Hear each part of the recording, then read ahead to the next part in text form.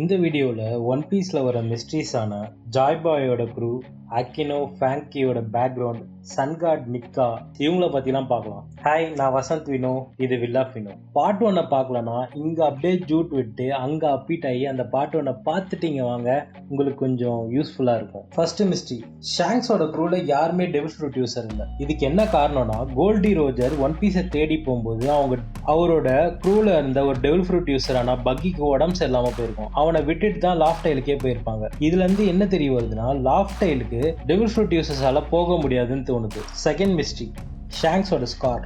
ஷாங்க்ஸ் மூஞ்சில பாத்தீங்கன்னா ஒரு 3 கோடு இருக்கும். இந்த 3 கோடுக்கு யார் காரணம்னு அவனே சொல்லியிருப்பான், பிளாக் பியர்டுன்னு. பிளாக் பியர்டு ஒரு மிஸ்டியான கேரக்டர் தான், ஆனா அவனோட ஒரு மிஸ்டியான கேரக்டர் தான் நம்ம ஷாங்க்ஸ். இவங்க 2 பேரும் எப்ப சந்திச்சாங்க, எப்ப சண்டை போட்டாங்கன்னே தெரியல. ஷாங்க்ஸ் ஒரு பவர்ஃபுல்லான ஆக்கி யூசர், அவனையே நம்ம பிளாக் பியர்ட் காயப்படுத்திருக்கான். அப்ப பிளாக் பியர்டோட பவர் தான் என்ன? இவங்க 2 பேரும் எப்ப சண்டை போட்டாங்க தெரியலையே. தேர்ட் மிஸ்ட்ரி, லூஃபியோட டெவில் ஃப்ரூட். சுமார் ஒரு 1000 எபிசோடா லூஃபியோட டெவில் ஃப்ரூட் குமு குமு நோமின்னு சொல்லிட்டு இருந்தாங்க. திடீர்னு பார்த்தா இப்ப வேகா பங்கு குமு குமு நோமின்னு ஒரு டெவில் ஃப்ரூட்டே இல்லைன்னு சொல்றாரு. இப்ப லூஃபியோட டெவில் ஃப்ரூட்டை இட்டோ நோமி, மாடல், சன்காட், நிக்கான்னு கன்ஃபார்ம் பண்ணிடுறாங்க. வாரியர் ஆஃப் லிபரேஷன் லூஃபியை சொல்றாங்க. லூஃபி சின்ன வயசுல அவனோட டெவில் ஃப்ரூட்டை சாப்பிடும்போது ஷாங்க்ஸ் என்ன சொல்லியிருப்பான், இது குமு குமு நோமி, நீ லப்பரா மாறிடுவ அப்படின்னு சொல்லியிருப்பான். ஏன் ஷாங்க்ஸ் அப்படி சொன்னா? உண்மையா ஷாங்க்ஸுக்கு இந்த டெவில் ஃப்ரூட்டோட பவரை தெரிஞ்சு அதை மறைச்சானா, இல்ல அவனுக்கே அது தெரியாம சொன்னானா? தெரியல. ஷாங்க்ஸ் ஒரு மாஸ்டர் மைண்டா, இல்லை இது எல்லாமே பியூர்லி கோ இன்சிடென்ஸா? தெரியலையே.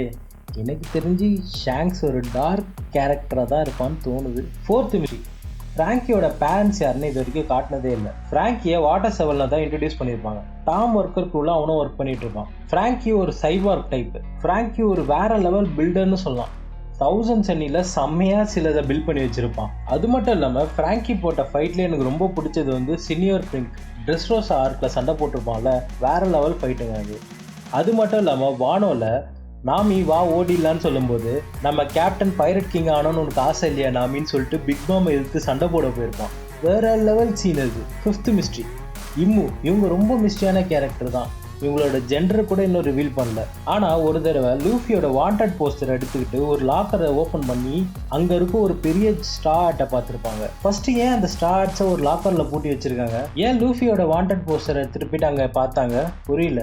ஒரு லூஃபி அந்த ஸ்டார்ட்ஸை போட்டிருக்கிறதுனால இவங்களுக்கு ஏதோ ரிசம்பிள் ஆயிருக்கும்னு நினைக்கிறேன். Sixth mystery, Kuina and டகாஷிகி.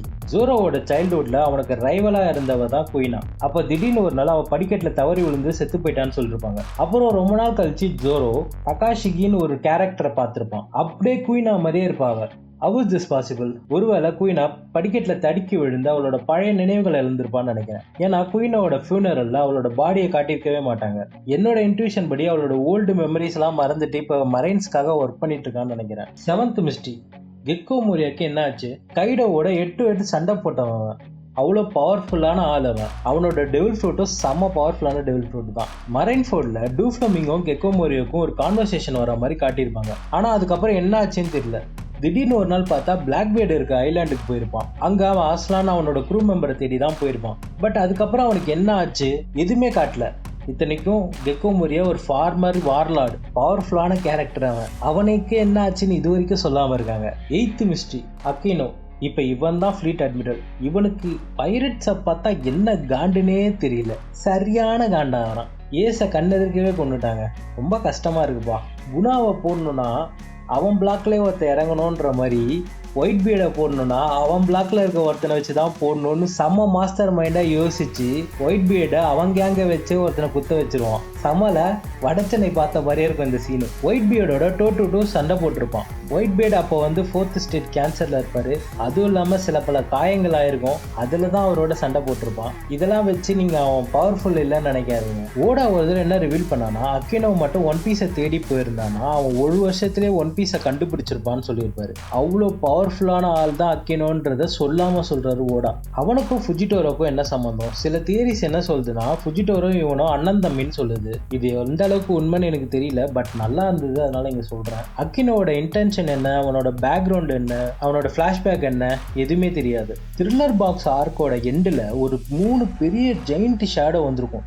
அந்த ஷேடோல ஒன்னுத்துக்கு பெரிய ரெட் ஐஸ் இருந்திருக்கும். இந்த 3 ஜெயிண்ட் ஷேடோஸ் யாருது, ஏன் அங்க வந்தாங்க, எதுவுமே தெரியாது. இந்த இடத்தோட பேர் என்னன்னு தெரியுமா? Devil's triangle. செமையா இருக்குல்ல? 10வது மிஸ்ட்ரி. ஹோலி நைட்ஸ் மாதிரியே மரைனோட இன்னொரு சீக்ரெட் ஆர்கனைசேஷன் தான் ஸ்வாட். இவங்களோட பிரைமரி கோலே எம்பரர்ஸ், அதாவது யாங்கோ, அவங்கள க்ளோஸா வாட்ச் பண்றது தான் இவங்களோட வேலையே. பட் இந்த ஆர்கனைசேஷனோட அல்டிமேட் கோல் என்னன்னு எனக்கு தெரியல, ஏன் யாருக்குமே தெரியலன்னு தான் சொல்லணும். இந்த ஸ்வாட்ஸோட சில மெம்பர்ஸை பத்தி நான் சொல்றேன். கோபி, எக்ஸ்ட்ரேக், எல்ப்லமோ, அப்போஜி, மீதி யாருன்னு தெரியல, இது வரைக்கும் இவங்கள தான் எனக்கு தெரியும். 11th mystery, நெஃபட்டாரி cobra. இவர் யார் தெரியுமா? அலபாஸ்டாவோட கிங். நம்ம விவி அந்த ஆர்க் வருமே, அதில் ஒரு கிங் வருவாரு, அவர் தான் அவரு மரிஜோன்ஸ்க்கு போயிருப்பாரு. அங்க நடக்கிற லெவலி அட்டென்ட் பண்ண.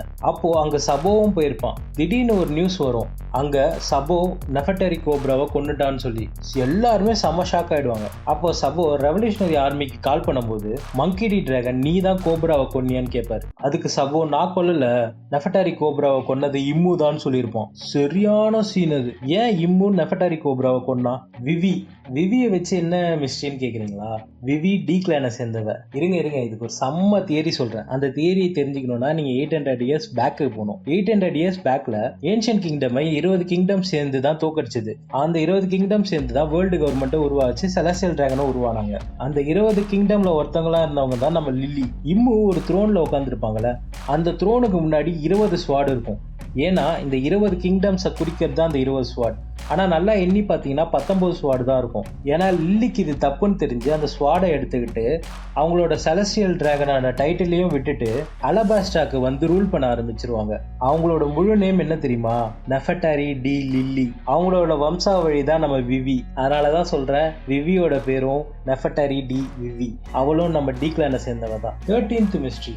வானோல கிங்கை டிஃபீட் பண்ணதுக்கு அப்புறம் நம்ம ஜோரோ செம்ம டயர்டாகி மயங்கி விழுந்திருப்பான். அப்ப அவன் கண் முன்னாடி ஒரு டெத் ரீப்பர் வந்து நிற்கும். ஏன் அந்த டெத் ரீப்பர் நம்ம ஜோரோவுக்கு முன்னாடி வந்து நின்னுது? ஒருவேளை அவங்க அரசனை தேடி வந்திருக்குமோ?